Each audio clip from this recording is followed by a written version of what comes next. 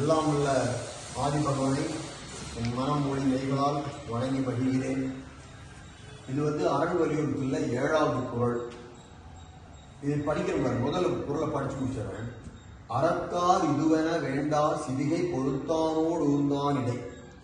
இது படிக்கும் போதே உங்களுக்கு ஒரு ஓசை வரணும். அது பேரு செப்பல் ஓசைன்னு பேரு. அந்த செப்பல் ஓசை வர்ற மாதிரி தான் திருவள்ளுவர் குறள் எழுதியிருப்பார். இது புலவர்கள் படிக்கிற இது. அறத்தார் இதுவென வேண்டா சிவிகை பொறுத்தானோடு ஊர்ந்தான் இடை அப்படி படிக்கணும். நமக்கு அப்படி படிச்சா ஒன்றும் புரியாதுங்கிறதுனால அறத்து ஆறு இது என வேண்டா சிவிகை பொறுத்தானோடு ஊர்ந்தான் இடை. இது என்ன பொருள்னா, இதுக்கு முன்னத்து பொருள்ல நம்ம என்ன படிச்சோம்? அன்றறிவாம் என்னாலும் அறம் செய்க, மற்றது கொன்றுங்கால் கொன்றா துணைன்னு ஒரு குறள் படித்தோம். இதுக்கு முன்னத்த பொருள் அது என்ன பொருள்னா, அன்று அறிவாம், என்று அறிவாம், நாளைக்கு பார்த்துக்கலாம், இல்லை நம்ம பிறந்த நாள்ல இருந்து பார்த்துக்கலாம், இல்லை நியூ இயர்ல இருந்து பார்த்துக்கலாம் அப்படின்னு சொல்லாம இப்ப இருந்தே அறம் செய்க. அப்படி செஞ்சீங்கன்னா தான் நம்ம எப்ப செத்து போவோம் தெரியாது. அப்ப நம்ம உயிர் உடம்பை விட்டு போகும் பொழுது, அதான் கொன்றுங்கால். கொன்றுங்கால் தான் இந்த உடம்பு அழியும் பொழுது கொன்றா துணை, இந்த உயிரோட அழியாத துணையாக அந்த அறம் வரும். அறமும் வரும், பழியும் வரும். நம்ம செய்யற எல்லாமே உயிரோட சேர்ந்து வரும். அதுதான் கொன்றுங்கால் கொன்றா துணை. அது துணையா வரும், இன்னொன்னு உபத்திரவமா வரும். அறம் செஞ்சா துணையா வரும், பழி செஞ்சா அது உபத்திரவமா அடுத்த பிறவியில் வரும். அதுதான் இங்க சொல்றாங்க. அறத்து ஆறு. ஆறுனா இந்த இடத்துல பயன் அர்த்தம். அறத்தின் பயன். தமிழ்ல ஒரு சொல் இடத்தை பொறுத்து பல பொருளை தரும். ஒரே பொருள் கிடையாது. பல பொருள் ஒரு சொல்னு பேராங்க. அதே போல ஒரு சொல் பல பொருள், பல பொருள் ஒரு சொல். இது ஒரு சொல் ஆறு, இது பல பொருளை தரும். இந்த இடத்துல பயன் பொருளை தரும். இப்ப அறத்தின் பயன் இது எது என வேண்டாம் அப்படின்னா, இதுதான் அறத்தின் பயன் சொல்லிட்டு என அப்படின்னா என்று சொல்ல வேண்டாம். இதுக்கு முன்னத்த திருக்குறள் இருக்கு இல்லைங்களா, அந்த மாதிரி குறளை படிக்கிறது, ஆகமம் படிக்கிறது, பைபிள் படிக்கிறது, குரான் படிக்கிறது, அதுல எல்லாம் இப்படி சொல்லி இருக்கு. அப்படியெல்லாம் படிச்சு சொல்ல வேண்டியதில்லை. அறத்தின் பயன் இது என்று சாஸ்திரங்களை படித்து அறநூல்களை படித்து இது என வேண்டாம் அப்படிங்கிறது இந்த இடத்துல தொக்கி நிக்குது. அறத்தின் பயன் இது என்று அறநூல்களையும் மேலான நூல்களையும் படித்து சொல்ல வேண்டாம். அதுக்கு பேர் ஆகம அளவைன்னு பேர். அளவைனா மெஷர்மெண்ட். முகத்தல் அளவை, நிறுத்தல் அளவை, நீட்டல் அளவை அப்படின்னா என்ன, நீளமா இருக்கிறது அளக்கிறது பேர் அளவை. இது என்னன்னா ஆகம அளவை. எனக்கு தெரியாது சாஸ்திரங்கள் என்ன சொல்லியிருக்கு. பகவத்கீதை, பெரிய புராணம், தேவாரம், பைபிள், குரான், இதுல எல்லாம் என்ன சொல்லியிருக்கு, அதுக்கு பேர் ஆகம அளவைன்னு பேரு. அதை வச்சுட்டு நீ சொல்ல வேண்டாம். சிவிகை பொறுத்தானோடு ஊர்ந்தான் இடை. சிவிகைனா பல்லக்கு. இப்ப நம்ம சபரிமலை போகும்போது கூட ஒரு இது முடியாதவங்க தூக்கி போவாங்க. வெள்ளிங்கிரி மேல போகும்போதும் அப்படியெல்லாம். இப்போ பணம் இருக்கிறது என்னன்னா மேலே ஏறி உட்காந்துக்குவோம், சிவிகை மேல ஏறி உட்காந்துக்குவோம். சிவிகை என்றால் பல்லக்கு. அந்த பல்லக்கை பொறுத்தானோடு ஊர்ந்தான். பொறுத்தான்னா அந்த பல்லக்கை தூக்கிட்டு போறவனுக்கு பேர் பொறுத்தான். வலிய பொறுத்துட்டு தூக்கிட்டு போவான். ஊர்ந்தான்னா மேல உட்காந்து இப்படி போடா அப்படி போடான்னு அவன் சொல்லிட்டு இருப்பான். அவன்கிட்ட காசு இருக்கு. பொறுத்தானோடு ஊர்ந்தான் இடை. இடைனா அவங்க 2 பேருக்கு நடுவில் போய் பார்த்துட்டு காட்சி அளவையாலே உணரப்படும். ஊர்ந்தானிடை இங்க உணரப்படுங்கிறது சொல்லெச்சமா இருக்குது. உணரப்படும்னா நம்ம அந்த சொல்லை வருவித்துக் கொண்டு முறை கண்டுபிடிக்கணும். நீ நூலெல்லாம் படிக்க வேண்டாம். ஒருத்தன் பல்லத்தை தூக்கி போறான், ஒருத்தன் பல்லவில் ஜம்முன்னு உட்காந்துட்டு போறான்.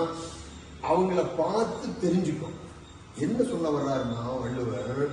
இந்த மேல உட்கார்ந்துட்டு போறவனுக்கு ஏதோ ஒரு வலிமை இருக்கு, செல்வம் இருக்கு, ஏதோ ஒன்று இருக்கு. தூக்கிட்டு போறவனுக்கு அது இல்லை. அது ஏன் அப்படி நடந்ததுன்னா முன்னத்த குறள். அது கொன்றுங்கால் கொன்றா துணை. போன பிறவிகளில் ஏதோ ஒன்று செஞ்ச அறத்தின் பயனாக இவனுக்கு அந்த வலிமை இருக்குது, செல்வம் இருக்குது, போயிட்டு இருக்கான். இவன் வந்து கஷ்டப்பட்டு தூக்கிட்டு போயிட்டு இருக்கிறான் அப்படிங்கிறது தான் வள்ளுவருடைய உரை அப்படின்னு என்று சில உரையாசிரியர்கள் சொல்றாங்க. சில ஆசிரியர்கள் என்ன சொல்றாங்கன்னா, அறத்தின் பயன் இதுன்னு சொல்லிட்டு ஒருத்தன் திமிர் பிடிச்சு மேல உட்காந்து போறான், ஒருத்தன் கஷ்டப்பட்டு தூக்கிட்டு போறான், அது சோசியல் ஈவில். சில ஆட்சியாளர்கள் என்ன பண்ணாங்க, அப்படி மனிதன் சுமக்க கூடாதுன்னு சட்டம் போட்டு அதையெல்லாம் மாத்துறாங்க. அப்ப அப்படி ஒரு இது இருக்கு. அது வந்து பொறுத்தானோடு ஊர்ந்தானிடை போய், அப்ப அந்த குறளுக்கு படிக்கணும். சிவிகை பொறுத்தானோடு ஊர்ந்தானிடை அறத்தாறு இது என வேண்டாம். அவங்கிட்ட போய், டேய் நீ அறம் செஞ்ச அதனால மேல உட்காந்து போற, நீ அறம் செய்யல அதனால தூக்கிட்டு போற அப்படின்னு சொல்லாத அப்படிங்கிறது ஒரு பொருள். அப்படி சொல்ற பொருள். ஆனா என்னன்னா, அவனை என்ன பண்ணலாம்னா, செல்வம் இருக்கு, அவன் மேல ஏறி உட்காந்து போற அளவுக்கு செல்வம் இருந்தாலும் அவன் வந்து மனிதன் துன்புறுத்தக்கூடாதுன்னு அவனுக்கு ஒரு உணர்வு வரணும். அதாவது அவனுக்கு செல்வம் எப்படி வந்ததுன்னா, போன பிறவிகளில் செய்த நல்வினை பயனால வந்துச்சு. இந்த பிறவியில அந்த பணத்தை வச்சு இன்னொரு மனிதனை துன்பப்படுத்தினால் இப்ப புதுசா தீவினை செய்யறான்னு அர்த்தம். வர்றதெல்லாம் சரி, வந்தா இப்ப பரிவை பயன்படுத்தணும். இங்கதான் வள்ளுவர் வந்து ஒரு குறள், இன்னொரு குறள் நம்ம பார்க்கணும்.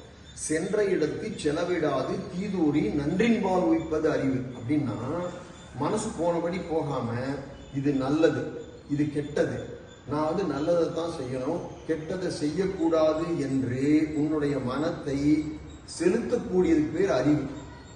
அப்ப அந்த சிவிகையில் உட்கார்ந்துட்டு போற அளவுக்கு பணம் இருந்தால் கூட, பணம் வந்தது போன பிறவியில் செஞ்ச அறத்தினால. ஆனா இந்த பிறவியில கற்ற கல்வியினாலும் கேள்வியினாலும் என்ன பண்ணணும்னா, மற்ற திருக்குறளை எல்லாம் படிச்சுட்டு நம்ம மேல ஏறி உட்கார்ந்து இன்னொரு மனிதனை தொல்லைப்படுத்த கூடாது அப்படிங்கிற அறிவோடு இருந்தான்னா இந்த பிறவியிலையும் அறம் செய்யலான்னு இருக்கும். இல்லைன்னா போன பிறவியில் சென்ற அறத்தினால் கிடைத்த செல்வத்தை இந்த பிறவியில் என்ன பண்றான், தீவினை செய்யறதுக்கு பயன்படுத்தான். அந்த செல்வம் கிடைச்சது, வலிமை ஏதோ ஒன்று இருக்குது, அதை நல்லதுக்கு பயன்படுத்தணுமே தவிர கூட இருக்கிற சக மனிதன் தொல்லைப்படுத்துறதுக்காக பயன்படுத்தக்கூடாது அப்படி நம்ம பொருள் கொள்ளலாம். பல உரையை படிக்கிறோம். வள்ளுவர் என்ன சொல்றாருன்னா, எப்பொருள் யார் யார் வாய் கேட்பினும் அப்பொருள் மெய்ப்பொருள் காண்பது அறிவு. என்னென்னமோ வள்ளுவர் என்ன சொல்லி இருக்கிறாருங்கிறத சொல்லிட்டு போயிட்டாரு. ஒவ்வொருத்தரும் அவங்க மென்டாலிட்டிக்கு உரை எழுதுறாங்க.